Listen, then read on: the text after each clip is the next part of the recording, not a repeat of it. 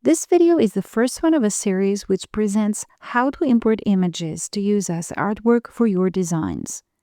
In this video, we will show you how to import vector images.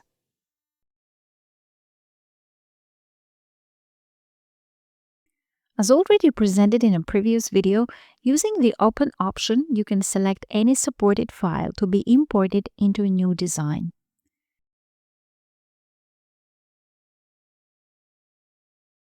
And choosing from File option, you may import any supported file to the current design. In any case, a Browse dialog appears, and you can navigate through the different folders and locations of your computer. The folders you navigate may have various files, but you can only see the files that are supported, that is, the files that the software can open. While browsing, you can see previews for some of the folder contents. For those that don't have thumbnails, you can click on them to get a preview. You can filter the visible items using this drop-down list. For the purposes of this video, we will select All Artwork, which means that we're looking for images in general. There are two major categories of images: vector images and bitmap images. Vector images are created by special software, and the parts of the images are represented by mathematical expressions. For example, these sample CMX files, which are provided along the software, are vector files.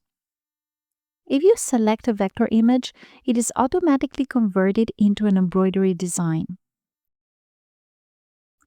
The software automatically detects the vector parts and automatically applies stitches on them.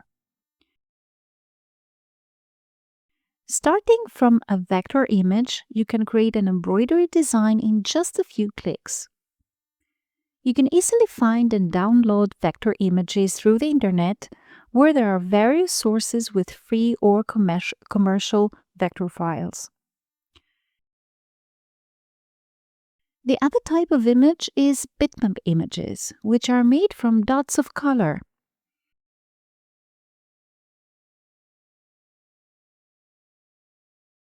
BMP, JPEG, PNG, GIF are all bitmap images. Bitmap images are those we capture with a camera or what one usually finds on the internet. If you select a bitmap image, then you need to select how it will be handled. These options are presented in separate videos.